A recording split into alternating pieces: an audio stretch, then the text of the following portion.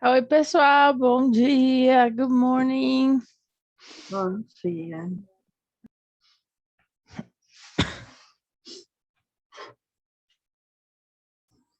Hoje nós acordamos com os galos, não foi, menino? Nossa, acordamos cedo hoje. Ó, vou dizer uma coisa para vocês, para mim o melhor horário para estudar é esse, ó. Camilinha tá na sala? Deixa eu só ver aqui, gente, peraí, deixa eu ajudar o povo a entrar.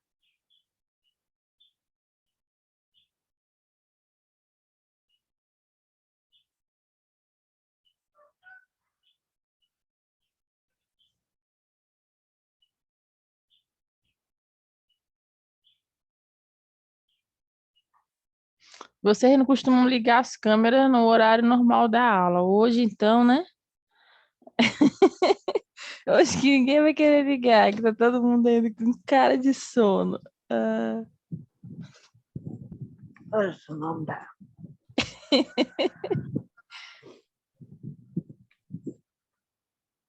Eu vou dar só mais uns minutinhos aqui enquanto o pessoal chega, tá? Eu vou abrir aqui a aula, desligar meu microfone por enquanto, tá bom?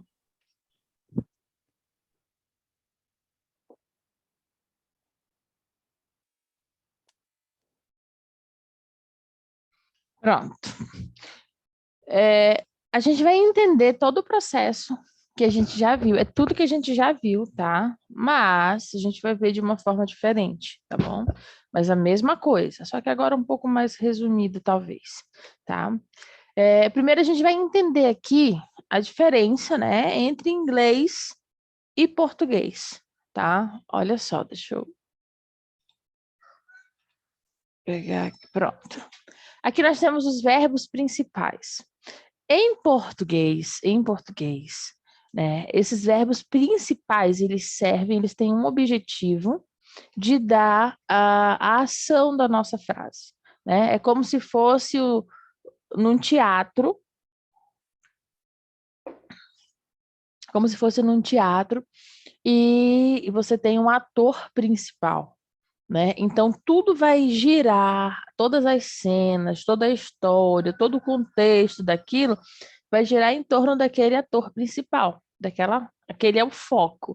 Então os nossos verbos principais, eles são o nosso foco, o foco da nossa frase, tudo gira em torno daquele verbo, tá?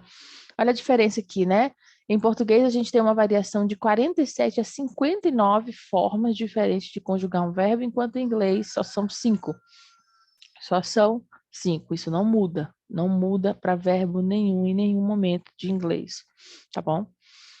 Aqui a ação é trabalhar, né? Em português, a ação é essa: trabalhar, trabalhou, trabalhamos, trabalhávamos, trabalhará, trabalharia. Tem várias outras formas, né? Então, aqui, ó, o próprio verbo, ele é responsável pelo tempo, né? Então, o próprio verbo, ele já vai me dizer, ó, trabalhar, trabalhou, já sei que é passado, trabalhamos, trabalhávamos, trabalhará, futuro. Então, o verbo, ele já me traz isso, tá? Em inglês, eu tenho essas 5 conjugações. Quando, quando o verbo, ele é conjugado, nessas 5 conjugações aqui, eu tenho o primeiro, que é work, né? Aqui é o mesmo verbo, né? Works, work em terceira, worked quarta e worked quinta. Então, essas 5 conjugações aqui, elas vão ser usadas em momentos especiais em inglês. A segunda e a quarta, eu já sei que a segunda e a quarta eu só uso em afirmativas. Segunda e quarta eu só uso em afirmativas. A segunda no presente e a quarta no passado, mas elas só são usadas nas afirmativas, certo? Eu pedi ontem que eu pedi alguns voluntários para me ajudar hoje. Tem alguém aqui na sala? Sim, para Antônio. Oi, Antônio. Tá bom, Antônio, eu quero que você resuma com suas palavras o que eu acabei de explicar agora.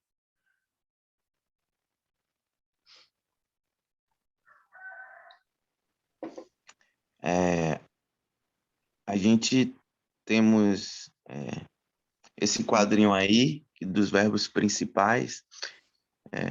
que a gente vai entender a diferença entre português e inglês. Nos verbos em português, ele é o verbo principal, ele determina a ação, né?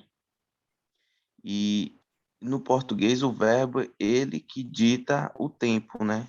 Através das modificações do final do verbo, por exemplo, o verbo trabalhar, no passado trabalhou, trabalhamos, trabalhávamos e trabalhar. Então, o verbo ele muda conforme o tempo. E no inglês, a gente vai ter 5 conjugações, né? Então, na primeira conjugação no presente, o work, na segunda, works, no presente, a gente acrescenta o S. Terceira conjugação, ela vai estar no gerúndio, working. A quarta conjugação vai estar no passado simples, né? Worked, vai ter o finalzinho ED. A quinta conjugação também, o ED finalzinho, worked, mas vai estar a quinta conjugação no passado particípio. Perfeito. A Então, segunda conjugação você usa só em um isso. momento. Isso. A segunda conjugação e a quarta a gente só vai usar em afirmativas. Ok. E uma coisa legal, a quinta, por exemplo, ela só vai usar em um único tempo, em um único momento. Qual é? Você lembra? Quem lembra quando é que usa a quinta conjugação? Passado, presente. Passado, presente, ainda presente, né? Isso, passado, presente, que é justamente aquele chamado presente perfeito, né? Que é o que aconteceu e que ainda acontece. Tem ainda alguma relação com o presente. Pronto. Aqui nós temos, em inglês, 18 auxiliares. Esses 18 auxiliares, eles são responsáveis pelo nosso tempo, tá? Então, são palavras, né, separadas da ação. Qual é o objetivo deles? É mostrar o tempo da nossa ação, tá? Se eu tenho o verbo trabalhar, work, né? Ele sozinho tá lá, work. Mas, quando eu coloco um auxiliar do lado dele, aí eu mudo o tempo da minha frase. Aqui eu tenho todos os auxiliares que trabalham com a terceira, com a primeira e com a quinta, ó. Am, is, are, was, were, ele vai trabalhar com a terceira conjugação, tá? Esses outros auxiliares aqui, can, could, should, must, may, might, will, would, do, does e did, ele vai trabalhar sempre com a primeira conjugação. Então, o verbo vai sempre estar com a primeira conjugação. Toda vez que esses auxiliares aparecerem em uma frase, o verbo precisa estar com a primeira conjugação. E a quinta, olha aqui, ó, só vai trabalhar com esses dois auxiliares, have e has, que é justamente o nosso passado presente. Tá bom? Tranquilo aqui? Todo mundo entendeu isso aqui? Deixa eu falar uma coisa para vocês muito importante, que eu acho que eu não falei ainda, que eu lembrei de falar com o pessoal de ontem à noite, porque como era à noite, aí veio na minha mente, mas é importante que vocês saibam disso. Na aula, você vai entender. Tudo bem entender, é normal, legal. Eu acho que agora fluiu. Mas isso não é suficiente para você realmente reter e aprender essa informação. Não é suficiente, gente. Não pense que é, porque não é. Como é que funciona? Todos os dias a gente enche a nossa mente ao longo do nosso dia de informações. Hoje vocês começaram a encher a mente de vocês cedo, 5 da manhã. Então, é informação nova chegando, informação nova chegando. Só que eu vou chamar de nossa parte consciente, vou chamar assim, não é o termo técnico e tal, mas a nossa parte consciente, ela é limitada, né? É um copo, não tem muito espaço. Então, a gente coloca várias informações durante o nosso dia, chega um ponto que a gente está morto, que a gente está cansado, que a gente está com sono. E aí, o que a gente precisa? Dormir. A gente dorme Não é porque o nosso corpo está cansado, não é porque ele precisa se fortalecer, revitalizar, não é isso, não é esse o principal motivo da gente dormir. Quem sabe, com exceção de quem estava na aula de ontem, por que que o nosso corpo precisa dormir? Por que que nossa mente faz a gente ficar com sono? Para quê? Qual é o principal objetivo dela ao nos apagar, literalmente? Alguém sabe? Para renovar a energia. Renovar energia, o que mais? Isso acontece também, mas não Não é. é aquele fato de você ter falado sobre a questão da sobrevivência? Aí já é outra coisa. Aí já é outra coisa.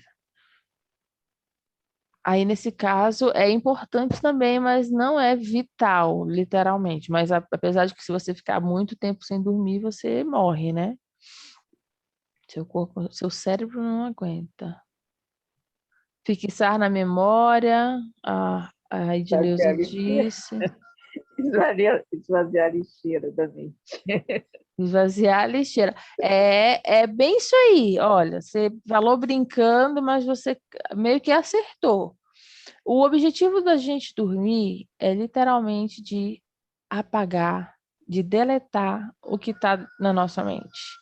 Nessa parte da nossa mente, que é a parte do aprendizado momentâneo, digamos assim, que é o que a gente encheu durante o dia, não é o nosso subconsciente ainda, é o nosso consciente.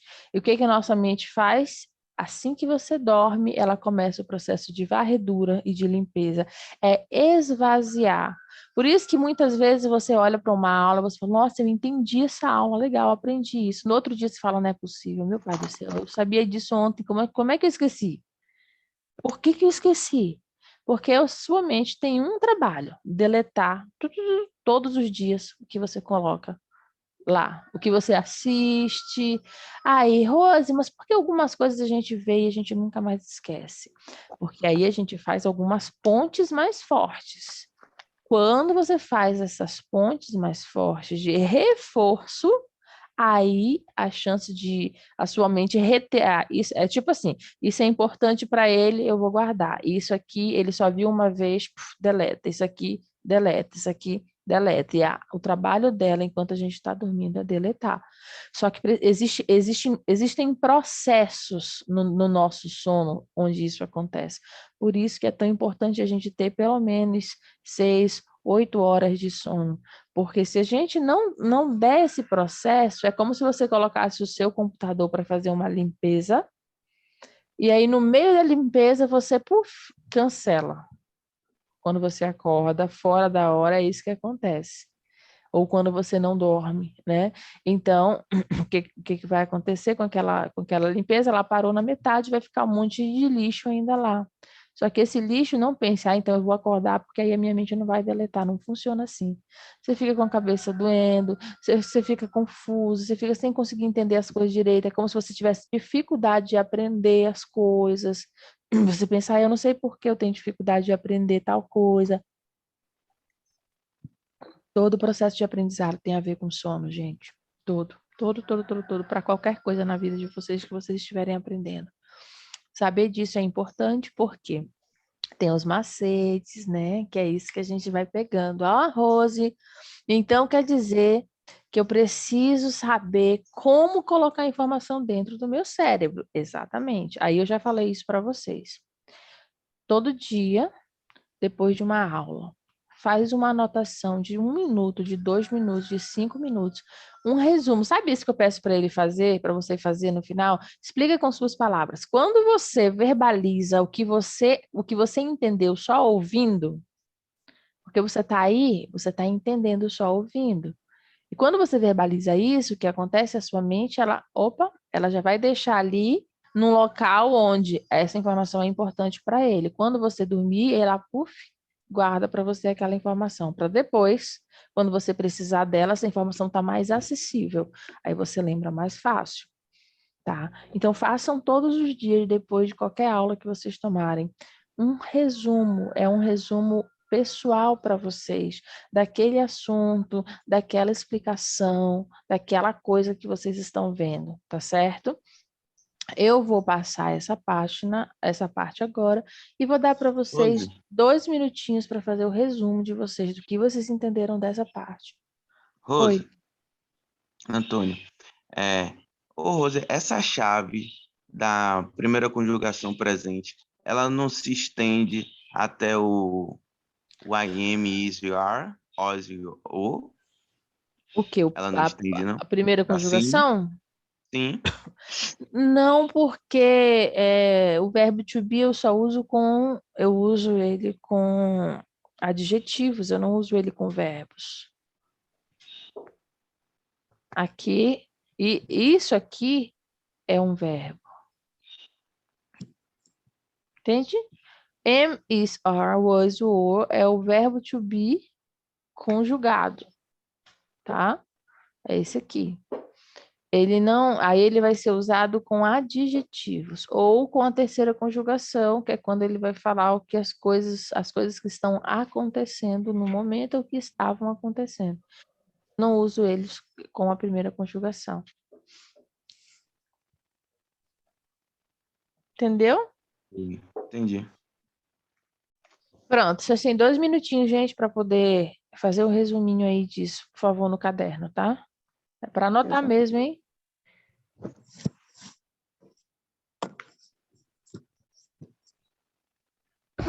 Deixa eu pegar água, tá? Ih, tem que acordar meu filho. Eu ia falar isso agora.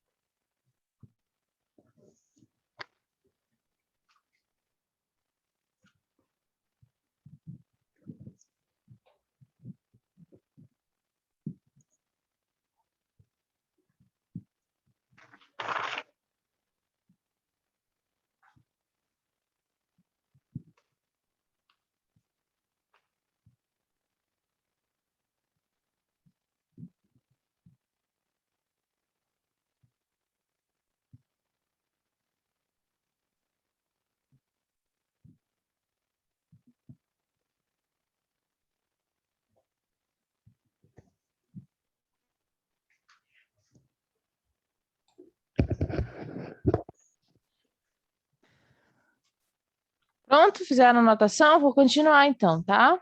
Só um minutinho, só um minutinho, só um minutinho. Rose, Ok. Rose, tá me ouvindo? Tô ouvindo. Quando eu sei que é quarta conjugação e quando é quinta, se os dois terminam com ED.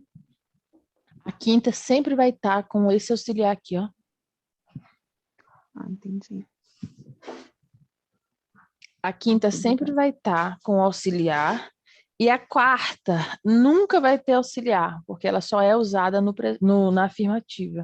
E ela não usa auxiliar nenhum. Então, tem duas formas aí de você reconhecer. Ok, a quarta só na afirmativa e não tem auxiliar, não é isso? É, a quarta nunca usa auxiliar. Ok, obrigada.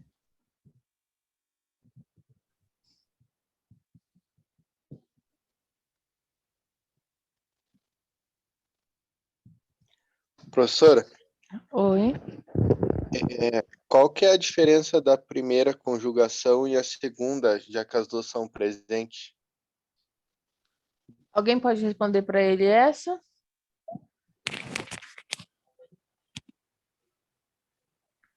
Porque a segunda é afirmativa também? É afirmativa também. É porque o verbo ele vem acrescido de S. Exatamente, mas por que eu acrescento essa? A gente usa para Rich e It, acho, né? Exatamente. Essa é a única diferença, tá? Esse detalhe aqui, o verbo com S, sempre vai ser para he, ou it e sempre vai ser presente. Você não vai ver um verbo com S assim para falar alguma coisa do passado. Não existe isso em inglês. Você enxergou isso aqui, enxergou he, it, você já sabe que aquela frase é presente. É uma forma de você identificar o presente. No caso, o presente traz essas três pessoas, não é isso? Dessas três, sim. Se for para outra, será a primeira conjugação. Primeira conjugação. Ok. Pode falar, quem falou? Então, a afirmativa é a segunda E a primeira e a também. primeira. Você usa a primeira e a segunda também, né? Mas a primeira você vê, ó, você usa a primeira conjugação aqui, ó, com todos esses auxiliares, tá vendo?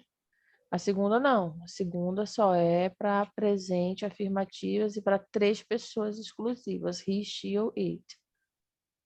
Alguém tinha falado, professora, uma voz assim mais. Eu ia perguntar um exemplo da quinta conjugação que você falou. Aham. Pode me dar um exemplo? Posso te dar um exemplo. Por exemplo, você é casada ou não? Ah, sim. Você é casada? Há Tô quanto tempo? ajuntada, casada. Faz 6 meses. Há 6 meses atrás você foi morar junto, é isso? Isso. Tá. Você lembra mais ou menos a data? Não, o dia não, mas o mês eu lembro. Que mês foi? Junho.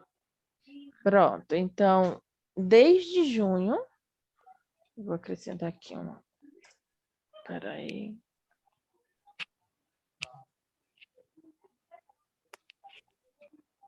Só um minutinho, vou te mostrar isso, tá?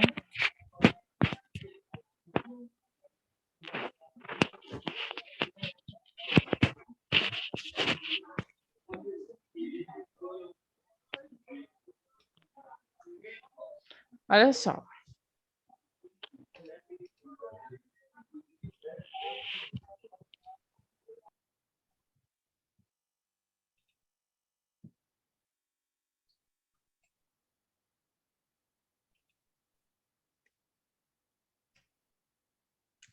É Camila, né? Como é o nome dele, Camila?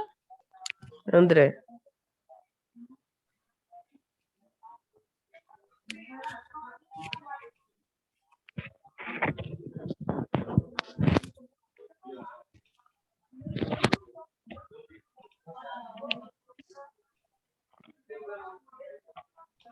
Pronto. Aqui em junho, tá? Camila e André eu vou usar o termo casar, tá? Que é basicamente a mesma coisa. Hoje nós estamos em novembro. Vou botar aqui.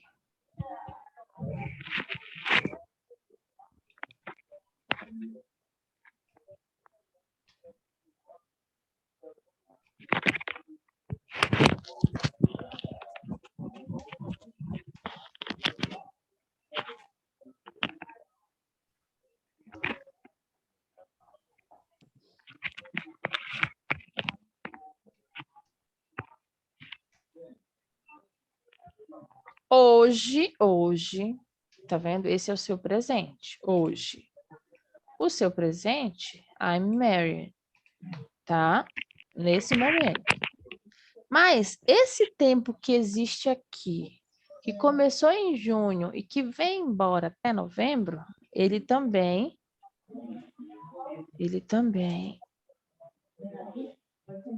ó,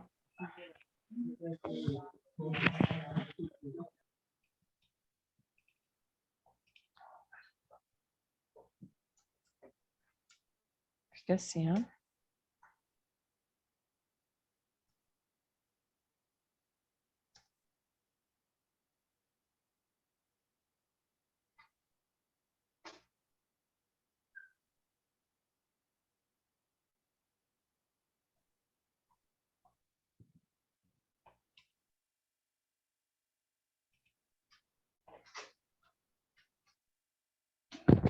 Só um minutinho, só um minutinho.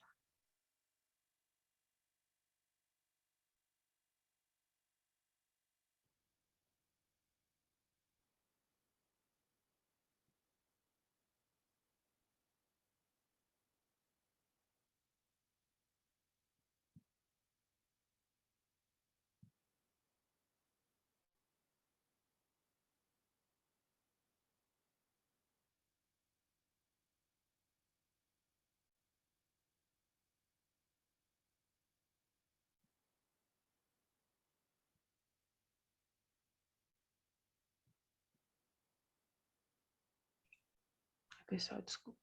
Tá, deixa eu continuar aqui. Tá, Camila desde junho, né?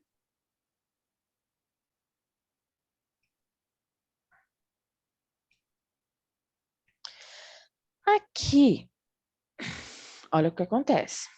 Eles estão casados, estão juntos desde junho. Olha como é que entra essa frase, tá? I have been married since July. Ó, eu sou casado ou estou casado. Ô, Rose, o que é esse been aqui? Esse been aqui, ó, é o verbo to be. Só que ele vai para a quinta conjugação. Então, ele vai para a quinta conjugação e ele sempre tem que estar acompanhado do have ou has. Nesse caso, como eu disse, eu vou usar have. I have been. Significa também eu estou. I have been é eu estou. A mesma coisa, I am, eu estou.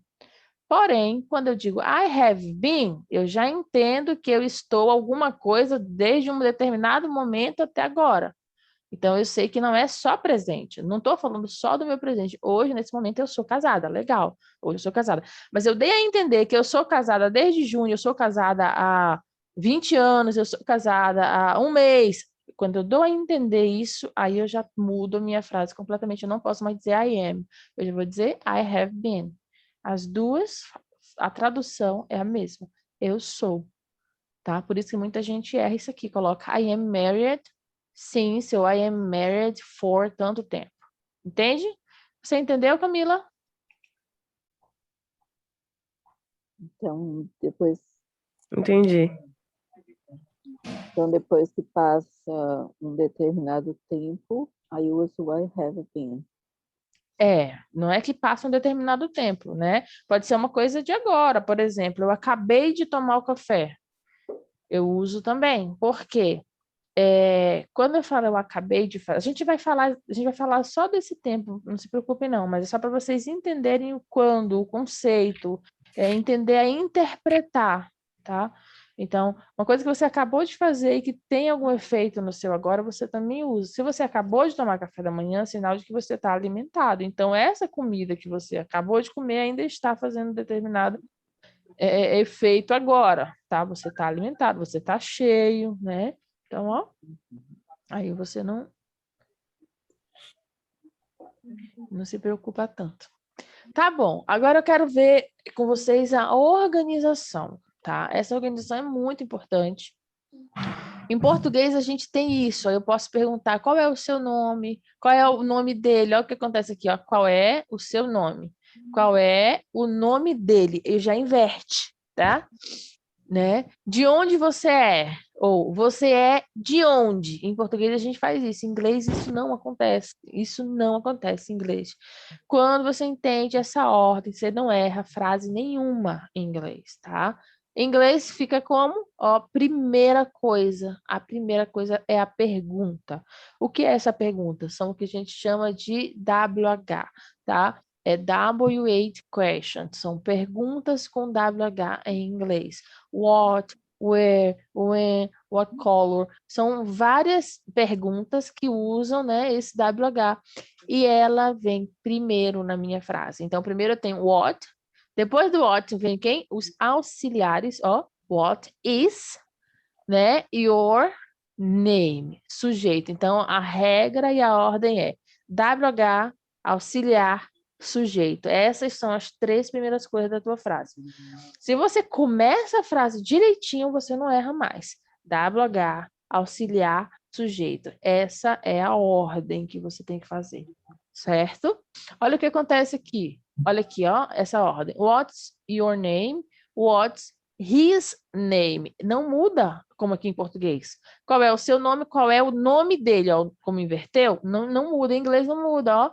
Eu vou colocar aqui no lugar do sujeito, your, seu, his, dele, ó. What is his name?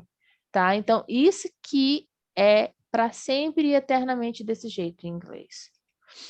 Eu tenho aqui, where are you from?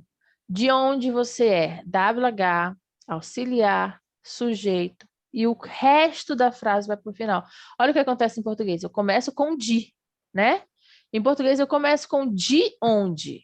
Aqui o de é esse from, ele vai para o final. Por que ele vai para o final? Porque eu tenho que obedecer essa ordem. Qual é a ordem? Auxiliar, desculpa, WH, auxiliar, sujeito. Essa é a ordem, tá? Isso quando for uma pergunta, tá bom? Faça uma anotação rapidinho, por favor, aí, de como é essa organização das frases em inglês. Vocês têm 2 minutinhos para anotar.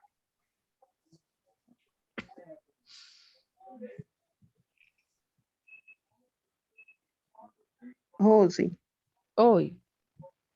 quando você fala esse WH, significa que o restante da palavra é o verbo, ele usa separado em algum momento? Eu não entendi sua pergunta. Porque você me disse que o WH é o que identifica a pergunta. É isso? Não é que... Não. Assim, existem as interrogativas e as perguntas, né? As perguntas, elas sempre vão ter quando, onde, por quê, de onde, que dia, que horas. Isso são as perguntas, né? E em inglês, a grande maioria delas é escritas com WH no início, tá vendo? What, where, Entendi. when, a gente vai ver daqui a pouco também algumas, elas começam com WH, tá vendo? Então, por isso que a gente chama ela de W8 question, que são perguntas com WH em inglês, entendeu? Entendi. Então elas sempre vêm antes. Na ordem das perguntas, ela vem primeiro, a primeira coisa da sua frase vai ser ela. Entendi. Obrigada.